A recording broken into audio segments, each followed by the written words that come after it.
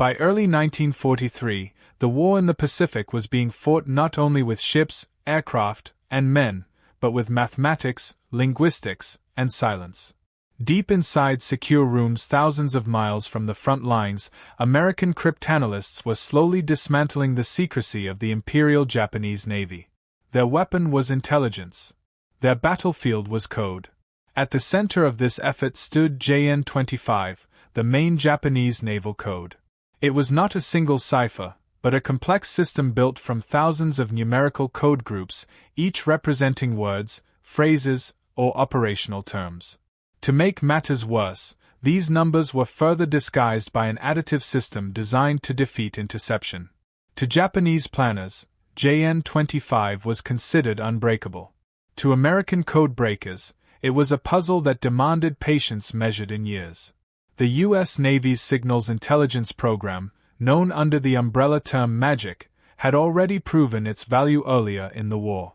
Partial successes against JN-25 had helped at Midway, where fragments of decrypted traffic revealed Japanese intentions just in time. But by April 1943, the code had been revised again. Progress was slow, incomplete, and dangerous to rely upon. Every decrypted message was a reconstruction, educated guesses stitched together from patterns, repetition, and context. Then, an extraordinary intercept arrived. Among routine Japanese naval communications, analysts discovered a message unlike any other. It was highly detailed, unusually precise, and time-sensitive. Piece by piece, the code breakers reconstructed its meaning. The message outlined an inspection tour by Admiral Isoroku Yamamoto, Commander-in-Chief of the Combined Fleet. It listed exact dates, departure times, aircraft types, unit designations, and even the landing schedule at forward bases in the Solomon Islands. For intelligence officers, the implications were staggering. This was not merely operational data, it was a personal itinerary of the most important naval commander Japan possessed. Yamamoto was not just another admiral. He was the architect of Japan's carrier doctrine, the driving force behind the Pearl Harbor attack, and a strategic thinker respected even by his enemies. His movements were normally guarded with extreme secrecy. That such information had passed through Japanese communications channels at all was an act of fatal confidence in their own encryption. Still, caution ruled the intelligence rooms. Decryption was rarely perfect. Analysts debated whether this was deception, coincidence, or a trap. Cross-checks were made against known Japanese habits, airfield capacities, aircraft ranges, and unit assignments. Every fragment aligned. The message was real. Yet the greatest danger lay beyond accuracy. Acting on this intelligence risked revealing that JN-25 had been compromised. If the Japanese realized their code was broken, they would change it immediately, blinding Allied intelligence across the entire Pacific. The value of Yamamoto's death had to be weighed against the potential loss of a strategic advantage that saved countless lives. At that moment, the war crossed a threshold. For the first time, a line was drawn directly from a decrypted message to a living individual. Intelligence was no longer just shaping strategy, it was identifying a man, a place, and a time. The invisible ear of American code-breaking had found its target. What followed would transform cryptographic success into a precise act of war and set in motion one of the most extraordinary interception missions in aviation history. Isoroku Yamamoto was not merely a senior officer of the Imperial Japanese Navy. He was its mind, its driving will, and, paradoxically, one of its most reluctant warriors. By 1943, his name carried weight far beyond rank. To the Japanese public, he was a national symbol. To the naval staff, he was irreplaceable. To the Americans, he was the most dangerous strategist in the Pacific. Yamamoto's power did not come from blind adherence to tradition. In fact, he was often at odds with it. Unlike many of his contemporaries, he understood the industrial reality of modern war. Having studied at Harvard and served as a naval attaché in Washington, he knew the United States intimately, its factories, its resources, and its capacity for prolonged conflict. He repeatedly warned Japan's leadership that war with America could not be won in the long term. If forced into conflict, He argued, Japan would need to strike fast, hard, and decisively. That philosophy shaped Pearl Harbor. Yamamoto was the chief architect behind the carrier-based surprise attack of December 7, 1941. It was a radical concept, fiercely opposed by traditionalists who still believed in battleship dominance. Yamamoto pushed it through by staking his career on its success. Pearl Harbor was not merely a tactical blow, it was an operational gamble designed to shock the United States into negotiation. When that failed, Yamamoto understood sooner than most that Japan had entered a war it could not sustain. Despite early victories, the tide began to turn in 1942. The defeat at Midway shattered Japan's carrier strength. The prolonged struggle in the Solomon Islands drained pilots, ships, and morale. Yamamoto, now Commander-in-Chief of the Combined Fleet, spent much of his time flying between forward bases, personally inspecting units and addressing exhausted crews. He believed leadership required presence. This belief would place him directly in harm's way. In April 1943, Yamamoto planned an inspection tour of frontline air units in the Solomons. Officially, the visit aimed to boost morale after months of attritional fighting around Guadalcanal and Bougainville. Unofficially, it was also a gesture of defiance, a message to subordinates that the Navy's highest commander was willing to share their risks. His staff warned him. The route passed through contested airspace. American fighters were operating farther forward than before. Yamamoto dismissed the concerns. Precision, he believed, was protection. His schedule would be exact. His escort would be adequate. Japanese air superiority, though weakened, was assumed sufficient. The decision reflected both his strength and his vulnerability. Yamamoto trusted systems, plans, timetables, doctrine. He trusted that secrecy and discipline still shielded him. What he did not know was that the very structure he relied upon, Japanese naval communications, had already betrayed him. To American planners, Yamamoto represented a target unlike any they had ever faced. He was not a battlefield commander reacting to events, he was the strategist shaping them. Removing him would not end the war, but it could disrupt Japan's ability to adapt, plan, and inspire. For the first time in modern warfare, a nation faced a stark question: should it deliberately kill a specific enemy commander, not in battle, but en route, identified by intelligence, hunted by aircraft, and eliminated with precision? Yamamoto, the man who had unleashed the war at Pearl Harbor, was now unknowingly flying toward the most personal engagement of the Pacific conflict. The intercepted message that revealed Admiral Yamamoto's itinerary triggered an immediate chain reaction at the highest levels of American command. This was not routine intelligence. It was precise, time-sensitive, and explosive in its implications. For the first time in the Pacific War, the United States possessed the exact movements of the enemy's most important naval commander, down to the minute. The information moved quickly but carefully. From codebreakers in the Pacific to Admiral Chester W. Nimitz, Commander-in-Chief of the U.S. Pacific Fleet, the significance was unmistakable. Yamamoto was not simply a senior officer traveling between bases. He was the operational brain of Japan's naval war effort. His loss would be felt far beyond the cockpit of a single aircraft or the wreckage of a downed bomber. Yet acting on the intelligence carried enormous risk. First, there was the problem of secrecy. The success of American codebreaking, known under the umbrella term magic, was one of the most closely guarded secrets of the war.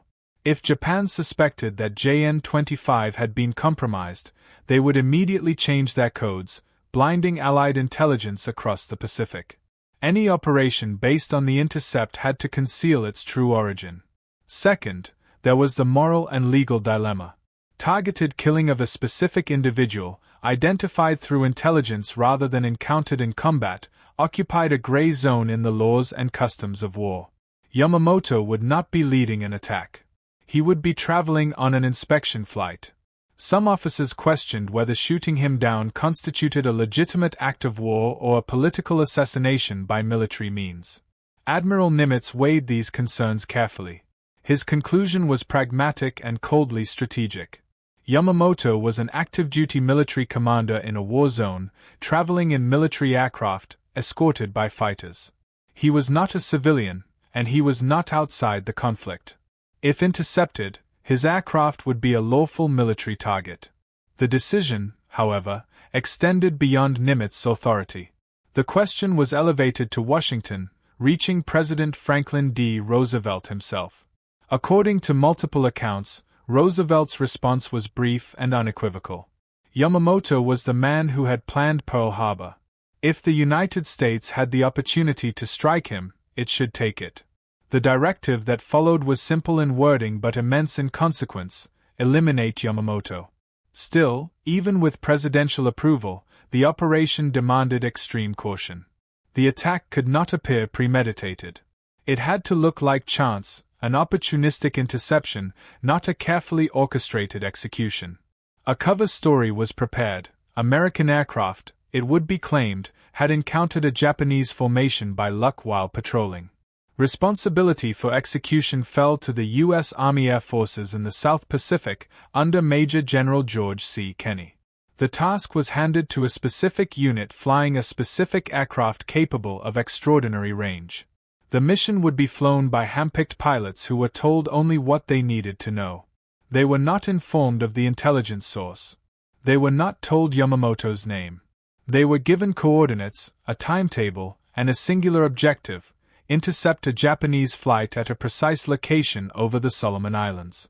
In the quiet space between decision and execution, Operation Vengeance crossed a historic threshold. Warfare had entered a new domain, one where intelligence, precision, and intent converged to remove a single individual in order to reshape the course of a global conflict. The success of Operation Vengeance depended not on numbers, but on reach. The target would be flying hundreds of miles beyond the normal combat radius of most American fighters in the Pacific. Any aircraft selected for the mission would need exceptional range, high speed, heavy firepower, and the ability to survive both interception and navigation over vast stretches of open ocean. Only one aircraft met all of those requirements: the Lockheed P-38 Lightning. Distinctive, unconventional, and instantly recognizable by its twin-boom design, the P-38 was unlike any other fighter in the Pacific. Japanese pilots had given it a name that reflected both fear and respect: the fork-tailed devil. By 1943, it had become one of the most versatile aircraft in the American arsenal. What made the P-38 uniquely suited for this mission was its range. Powered by two Allison V-1710 engines, the Lightning could fly farther than any single-engine fighter of its era. More importantly, it could do so at high speed while carrying external fuel tanks, an essential requirement for a mission that would stretch the limits of fuel endurance. For Operation Vengeance, the aircraft were modified specifically for extreme distance. Each P-38 was fitted with large drop tanks beneath the wings, dramatically increasing fuel capacity. These tanks would be jettisoned before combat, allowing the aircraft to regain maneuverability for the intercept. The mission profile demanded precise fuel calculations. There would be no margin for error. If a pilot missed the rendezvous point or stayed in combat too long, there would be no fuel reserve to compensate. Firepower was another decisive factor. Unlike fighters with wing-mounted guns, the P-38 concentrated all of its armament in the nose, a 20mm Hispano cannon and 4.50 caliber machine guns. This configuration eliminated the need for convergence, allowing pilots to deliver devastating fire at longer ranges with pinpoint accuracy. Against lightly armored bombers like the Mitsubishi G4M Betty, a short burst could be fatal. Speed and altitude performance also favored the Lightning. The P-38 could climb rapidly and maintain high speed at medium altitudes, ideal for intercepting enemy aircraft on a fixed timetable. Japanese bombers, burdened by fuel and escorts, would have limited ability to evade a sudden, coordinated attack. Equally important was survivability. The twin-engine design offered a measure of redundancy over open ocean. If one engine failed, the aircraft still had a chance of returning to base, an advantage no single-engine fighter could claim. For pilots flying hundreds of miles from friendly territory, this was not a theoretical benefit, it was a matter of life and death. The pilots selected for the mission were among the most experienced in the theater. They trained specifically for long-range navigation, fuel discipline, and formation flying at extremely low altitudes. The aircraft and the men were matched deliberately. Both were expected to perform at the absolute edge of their capabilities. In Operation Vengeance, the P-38 Lightning was not merely a fighter. It was a precision instrument, engineered, modified, and trusted to carry American intent across 400 miles of hostile sky, deliver a single decisive blow, and return with nothing to spare. The most dangerous phase of Operation Vengeance was not the attack itself, but the journey to the interception point. Long before a single shot would be fired, success or failure would be decided by navigation, cold, mathematical, unforgiving. The mission required 16 P-38 Lightnings to fly more than 400 miles from Henderson Field on Guadalcanal to a precise point in the sky near Bougainville, arriving at exactly the right minute. Too early, and the Japanese aircraft would not yet be there. Too late, and they would already be gone. There would be no second chance. Radio silence was absolute. From takeoff to intercept, no transmissions were permitted. Any radio signal could alert Japanese listening stations and compromise the operation. Navigation would rely entirely on dead reckoning, airspeed, heading, wind estimates, and time. Over open ocean, with no visual landmarks for most of the flight, even a small miscalculation could send the formation miles off course, far enough to miss the target completely and doom the mission. To reduce the risk of detection, the P-38s flew at extremely low altitude, often just 50 feet above the water. At that height, Japanese radar coverage was less effective, and the curvature of the Earth itself provided a degree of concealment. But flying so low introduced its own dangers. A moment of inattention, a sudden wave, or engine trouble could be fatal. The formation was divided into two elements.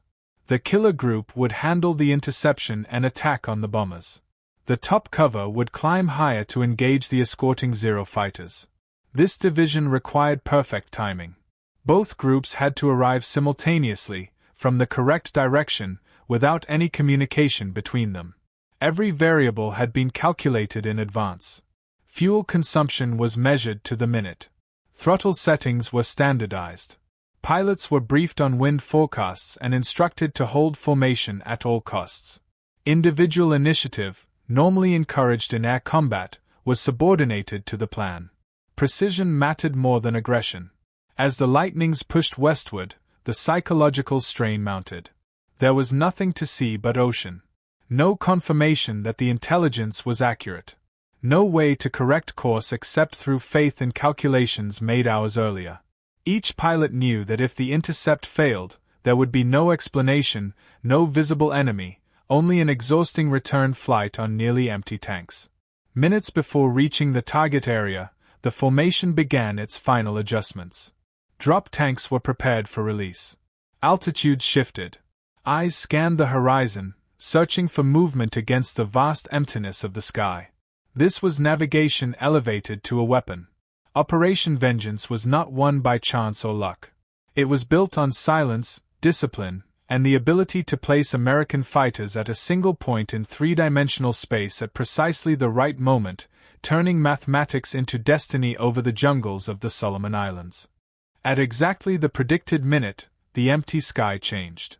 As the P-38 formation reached the interception point near the southern coast of Bougainville, the pilots saw what intelligence had promised but never guaranteed. Two Japanese Mitsubishi G-4M Betty bombers, flying in level formation, escorted by 6 A-6M0 fighters.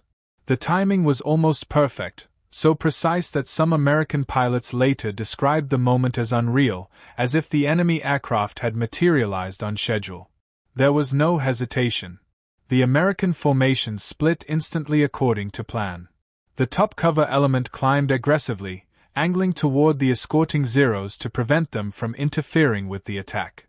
Below them, the strike element accelerated toward the bombers, throttles pushed forward, drop tanks released to fall harmlessly into the jungle below. The Japanese aircraft were flying calmly, unaware that anything was wrong. Yamamoto's bomber was identifiable by its position in the formation. He was traveling as planned, on time, on course, confident in the protection of routine and escort fighters. The bombers maintained cruising speed, their crews focused on navigation rather than combat readiness. The G-4M was fast and long-ranged, but notoriously fragile, with little armor and unprotected fuel tanks. The Americans approached from a favorable angle, using the sun and altitude to mask their final descent. The element of surprise was total. By the time the Japanese pilots recognized the threat, the P-38s were already in firing position. The sky erupted into motion. Zeros broke formation, climbing sharply to meet the top-cover fighters. Tracer fire streaked across the airspace as the first engagements began. But the American plan worked. The escorts were drawn away, leaving the bombers exposed during the most critical seconds of the interception. For the pilots of the strike group, the transition from long-range navigation to close-range combat was abrupt and violent. Hours of silence ended in a matter of seconds. Training took over. Targets were selected. Triggers were squeezed. Below them, the jungle of Bougainville waited, dense, unforgiving, and about to become the final resting place of one of the most powerful men in Japan. The intercept had succeeded. The hunt was over. What remained would be decided in moments of fire. The engagement unfolded with brutal speed. There would be no prolonged dogfight, no second pass, no margin for error. The mission demanded a single, decisive strike. As the P-38s closed in, one bomber broke slightly from formation, attempting a shallow dive toward the jungle canopy. This was Yamamoto's aircraft. Whether the maneuver was an evasive reaction or a routine adjustment remains unclear, but it sealed its fate by isolating it from both escort and wingman. Lieutenant Rex Barber was the first to commit. He pushed his Lightning into a steep descent, lining up directly behind the G-4M. The distance collapsed rapidly.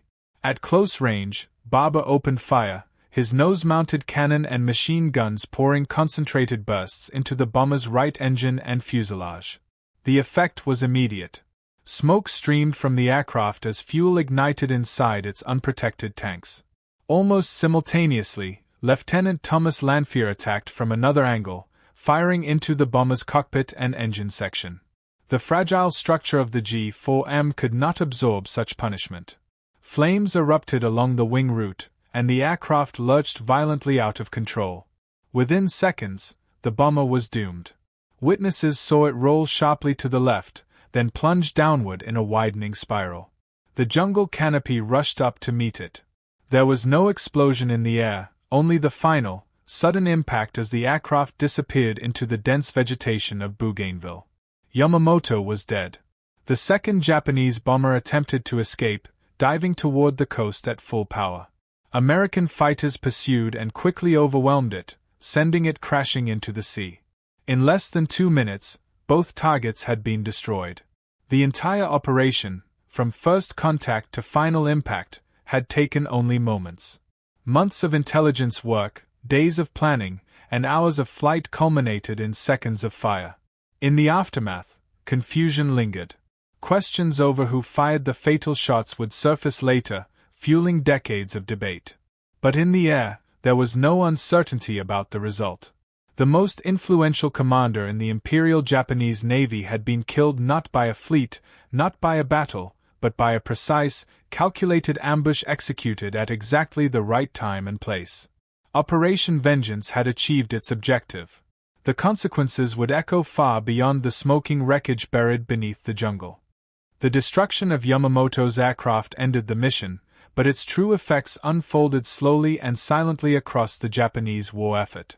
Unlike a battlefield defeat, there was no immediate explosion of news, no public acknowledgement of disaster.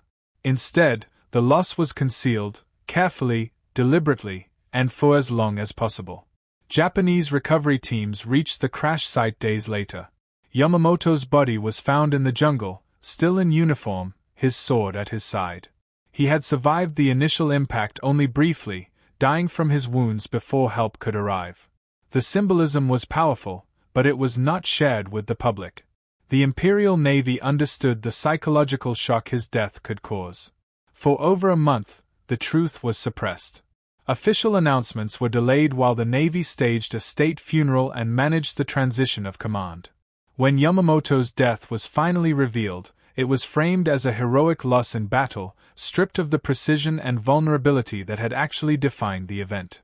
To the Japanese people, he became a martyr. To the naval staff, he became an irreplaceable absence. Strategically, the impact was profound. Yamamoto was not just a commander, he was a unifying figure in a navy divided by doctrine, tradition, and internal rivalry.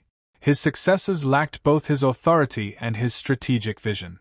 Without him, the Imperial Japanese Navy struggled to coordinate large-scale operations, adapt to American carrier warfare, or impose coherence on a rapidly deteriorating strategic situation. His death did not alter the material balance of the war. Ships were not sunk. Airfields were not destroyed. But something less visible, and more important, was removed: confidence. Yamamoto had been one of the few leaders who fully understood both Japanese limitations and American strengths. With him gone, denial and rigid thinking filled the vacuum. For the United States, Operation Vengeance marked a turning point of a different kind. It demonstrated that intelligence could be weaponized with surgical precision. Signals intercepts, careful planning, long-range aviation, and disciplined execution had combined to remove a single individual whose influence outweighed entire formations. This was not traditional combat, it was targeted warfare enabled by information dominance. The operation remained classified for decades, its true nature hidden to protect intelligence sources. When details eventually emerged, Operation Vengeance was recognized as a precursor to modern precision strikes, an early example of how wars could be shaped not only by mass and firepower, but by timing, knowledge, and intent. Admiral Yamamoto had once warned that Japan could run wild for 6 months, perhaps a year, before American industrial power overwhelmed it. His death came at the moment that prediction was becoming reality. With his loss, the Imperial Japanese Navy did not collapse overnight, but its final decline became inevitable.